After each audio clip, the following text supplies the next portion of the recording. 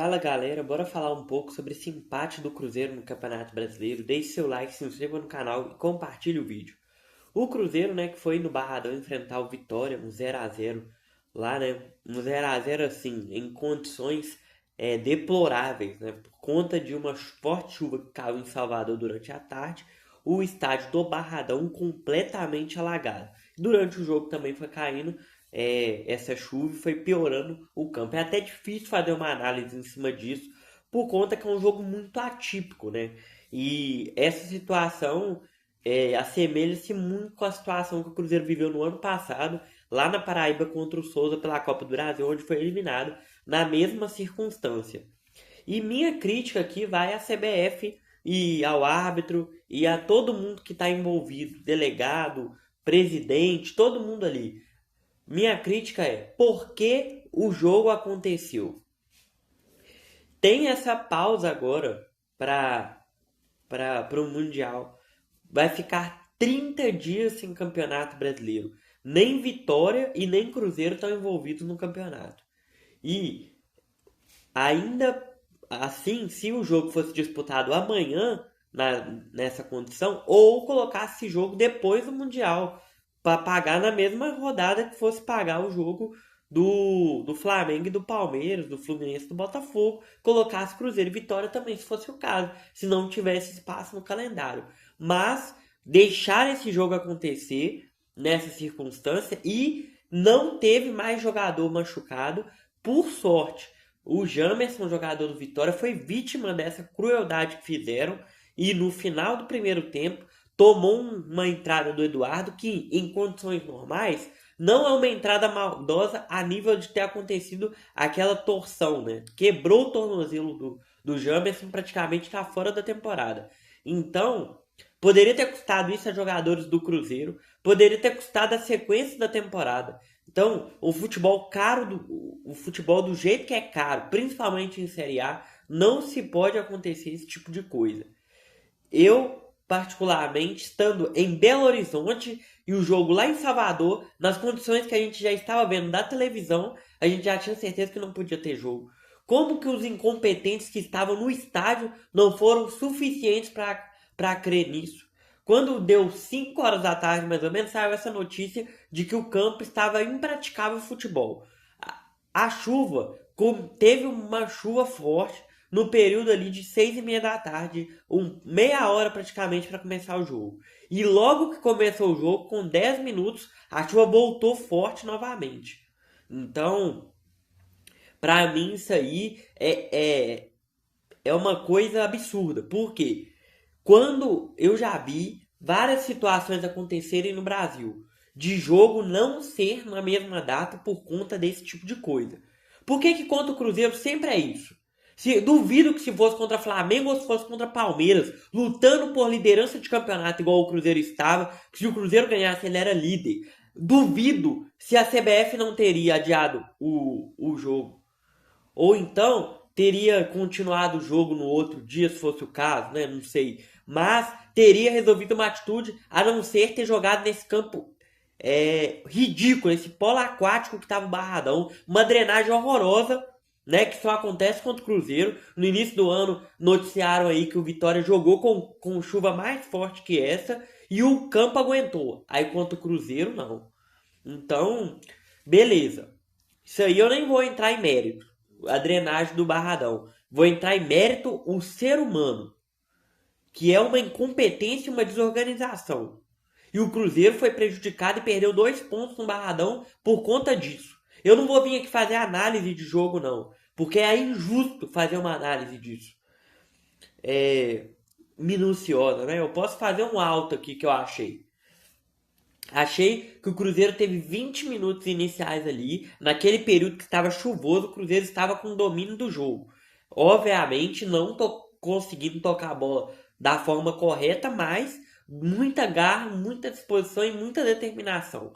E o Cruzeiro teve uma oportunidade, foi uma cabeçada do Eduardo e um chute do Caio Jorge no primeiro tempo, né? E um chute também do Vidalba que foi no travessão. O Vitória, cerca ali dos 25 minutos do primeiro tempo, quando a chuva deu uma trégua, o Vitória, na minha opinião, cresceu no jogo e empilhou chances em cima do Cruzeiro. né? Tanto que teve algumas jogadas perigosas, mas nenhuma que o Cássio precisou fazer uma defesa. Só jogadas arriscadas ali, chutes que desviaram a defesa do Cruzeiro cortou, batidas de escanteio, mas pra mim foi isso. Apesar da situação, pra mim os primeiros 20 minutos foi isso. O Cruzeiro tava muita garra ali ganhando a bola e tentando tocar ela para tentar chegar ao ataque de alguma forma, né? Às vezes até dando aquele famoso bicudão para frente. E o Vitória, a partir dos 25 ali, quando a chuva deu uma trégua, o Vitória conseguiu empilhar a chance. E o Cruzeiro, na reta final do primeiro tempo, teve essa chance do Vidalba que a bola pegou no travessão.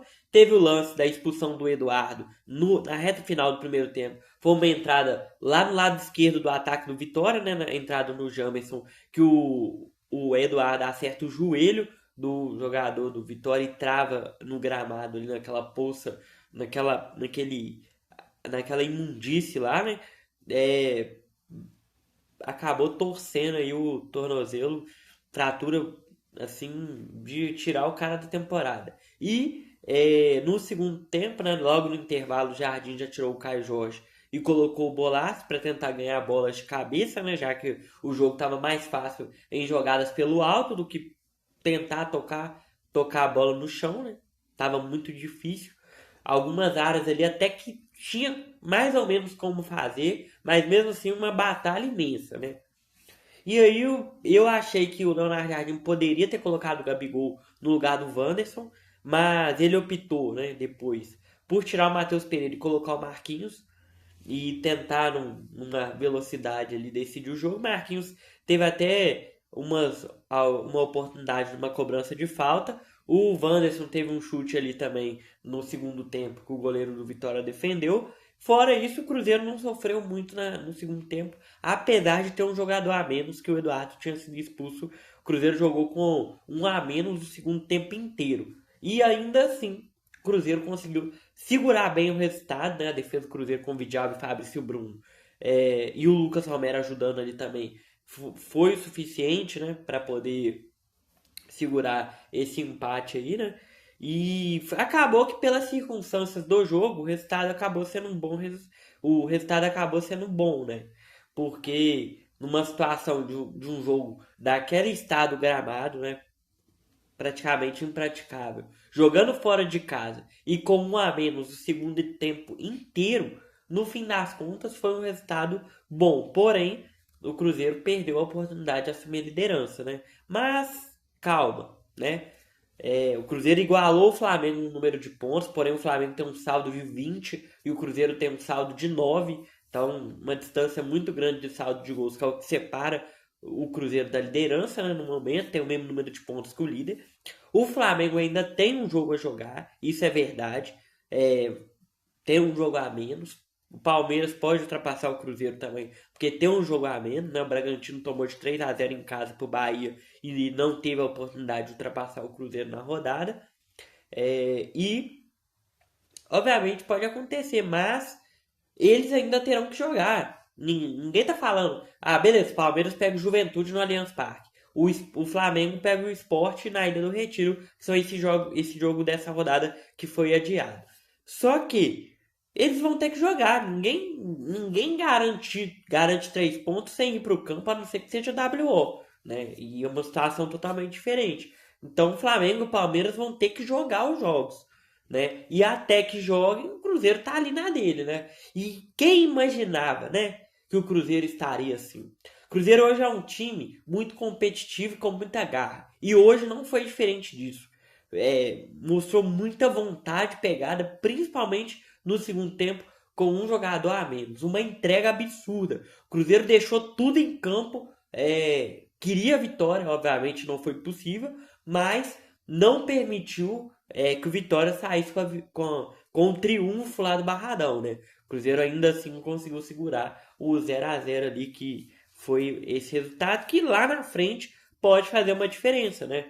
Um ponto fora de casa nessas circunstâncias, numa reta final de campeonato, pode fazer uma diferença para título, para vaga em Libertadores, para o que for, né? Então, vamos ficar satisfeitos pelo que foi o jogo, porém revoltados pela situação de ter a partida. E outra ponderação que eu tenho a fazer.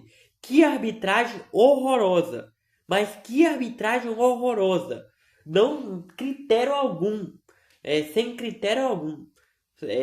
Marcando tudo pra lá. Deixando o jogo picado, travado. Além da chuva, a arbitragem toda hora invertendo falta pro lado do Vitória.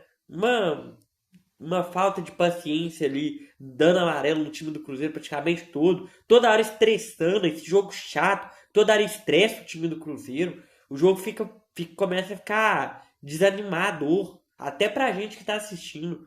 Então, arbitragem horrorosa também. Pra completar esse quadro horrível lá no Barradão, né? Mas é isso, gente. Cruzeiro, quem imaginava? O Cruzeiro foi eliminado do Campeonato Mineiro pro América na semifinal sem ter uma base nenhuma de time, com o Leonardo Jardim acabado de chegar. Teve a pausa ali dos 40 dias ali, depois da eliminação até o início do Brasileiro. Todo mundo ali já estava naquela que o Cruzeiro iria brigar para não cair, brigar pelos 45 pontos e tudo mais. Não tô dizendo que tá decidido nada. Estamos na 12ª rodada, tá? Para deixar bem claro. Só que aí o Cruzeiro tem um início de campeonato brasileiro que não foi ruim. Porém, ele tem uma fase de grupo sul-americano vergonhosa. E isso ali deu essa desconfiança, principalmente após a derrota para o Mushuki Runa no Mineirão, na Sul-Americana. E aí, a partir dali do jogo contra o São Paulo, logo em sequência, a partir dali o Cruzeiro mostrou que é um time que ganha dividida, ganha jogada, tem um padrão de jogo, tem uma defesa sólida, é um time que entrega muito em campo.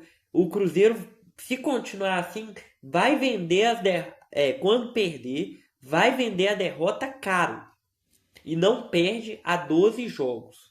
O Cruzeiro não perde a 12 jogos. Então isso é muito importante, com 8 vitórias e 4 empates, juntando aí todas as competições, né?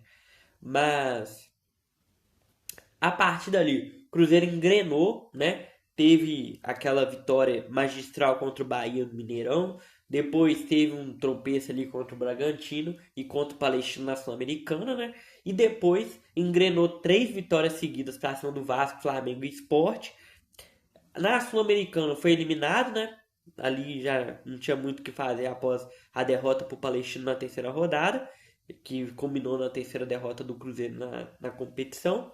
E classificou na Copa do Brasil do jeito que tinha que ser, 2-0 no Mineirão e 3-0 em Goiânia contra o Vila Nova. E aí, para ir para cima, né, teve o empate com o Atlético, para dar essa quebra na sequência do Cruzeiro. Porém, logo em seguida, venceu 2 jogos seguidos e um importantíssimo, que foi a vitória contra o Palmeiras. Outro confronto direto, além do Flamengo, que o Cruzeiro venceu. E o Cruzeiro chega a essa parada para o Mundial com 24 pontos, a mesma pontuação que o líder do campeonato, com um jogo a mais, claro, né? Deixando bem claro, porque todo mundo vai falar isso, né? Então, beleza, mas isso, pra mim, eu tô pouco me lixando, tô feliz da mesma forma, tá? Pela campanha que o Cruzeiro vem fazendo. Em 36 pontos disputados, conseguiu 24, né? Muito bem. 7 vitórias, 3 empates e 2 derrotas, né, no Campeonato Brasileiro até agora.